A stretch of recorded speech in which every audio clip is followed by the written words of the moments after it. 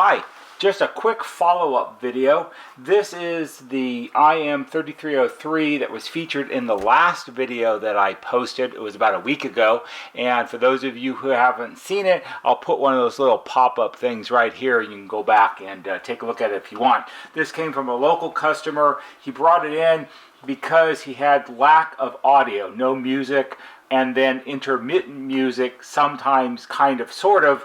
And when we tested it, what we had was the audio intercom relays in here were clicking on their own without anything being connected to the master station. The other problem, which I described in the first video about this set, was even though he had disconnected it and he drove it about an hour to my shop to drop it off, at that time when I took it out of the box that he brought it in, the display, the numerals on the display, the LCD segments were still lit up. Even though there was no power to the set, the backlight was not on, but the way this kind of system is designed, the LCD should shut off when it's disconnected from the transformers or when you lose power. So I just completed the repair of this IM3303, and it had, not surprisingly, two different and separate problems that had absolutely nothing to do with each other. The problem with the clicking relays, which I think I might have showed a little bit in the first video, and by the way, that was a handheld video made with my cell phone because that was at the office and I didn't have the big camera there, so you should definitely watch it,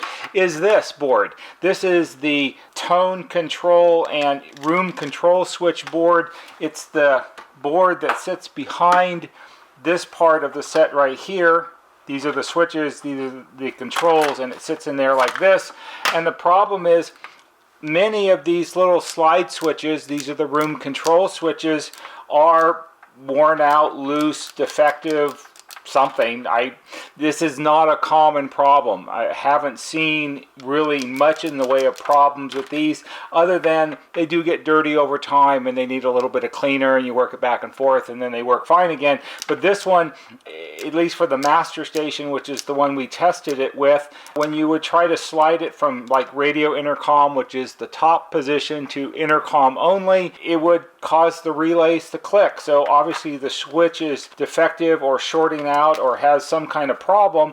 And because these type of switches, this isn't something that we stock, and trying to find a source for these and replace them all is a big giant hassle and it'd be a lot of time and everything. And since we have replacement boards, we just put a replacement board in the set. Problem solved. Works great now.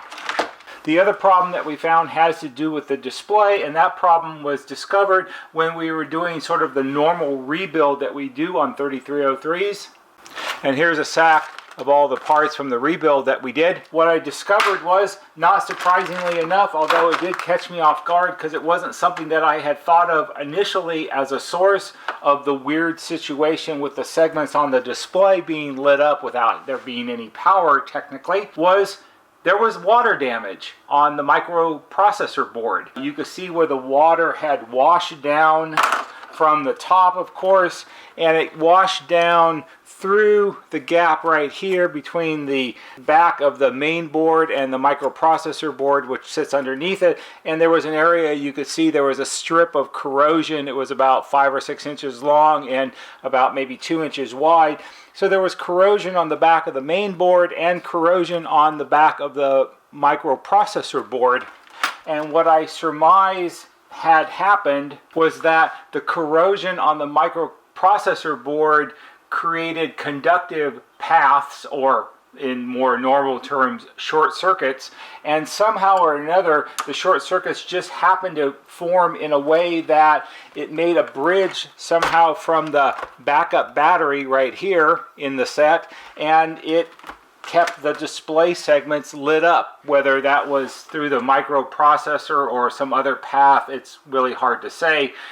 All the corrosion was cleaned off with alcohol and a brush, and then it was dried, and now it seems to work fine. We couldn't reduplicate the problem. It only seemed to happen one time, but it was still kind of unusual. So we had two somewhat unusual problems. We had the random problem that the water damage caused, and then we had the unusual problem with the room control switches on the tone control board. So that's all very odd, doesn't happen very often. Don't expect to probably ever see one that has all of those kind of problems again. I hope you found this interesting, and perhaps for someone it will be helpful. If it is, please give it a thumbs up on YouTube because that helps us a little bit. There'll be a banner right here that shows you how to subscribe. Go to our YouTube homepage, click on the bell, and when you click on the bell, click on it to receive all notifications, and every time we post a new video, you'll get a notification and you can watch it. That's all for today. See you on the next video.